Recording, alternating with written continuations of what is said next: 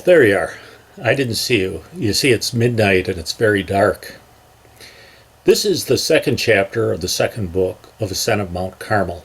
If this is the first video that you've stumbled on of this series, I suggest you go back to the channel page and watch them in numerical order. In this chapter, St. John tells us that faith leads us to our goal, which is God. This shouldn't be confused with the false anti-biblical belief of sola fide, meaning we are saved by faith alone.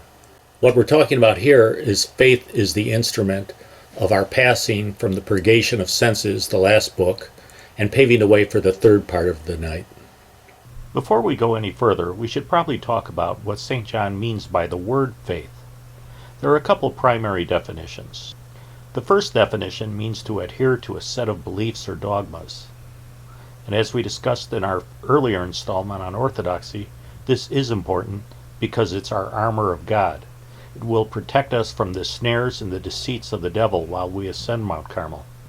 However, for Book 2, the Book of Faith, what we're talking about is this second type of faith. We need to have total and complete trust in God.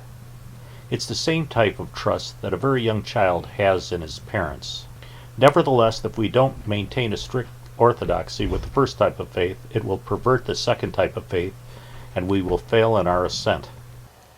In this chapter, St. John also explains his metaphor of referring to the second part of the night, which is faith, as midnight. He compares the purgation of senses in Book 1 to the beginning of night because we have trouble seeing with our senses, but it's still closer to daylight than midnight.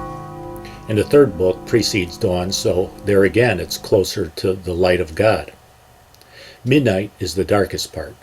When we pass through midnight and then to Book 3, God will illumine our souls by supernatural means of His divine light. This is the beginning of the perfect union that we are seeking and the whole point of Ascent of Mount Carmel.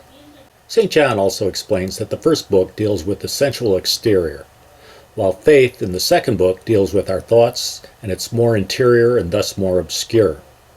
As we turn inward, we'll be shut off from the opinions and the worldly false light of what society calls reason.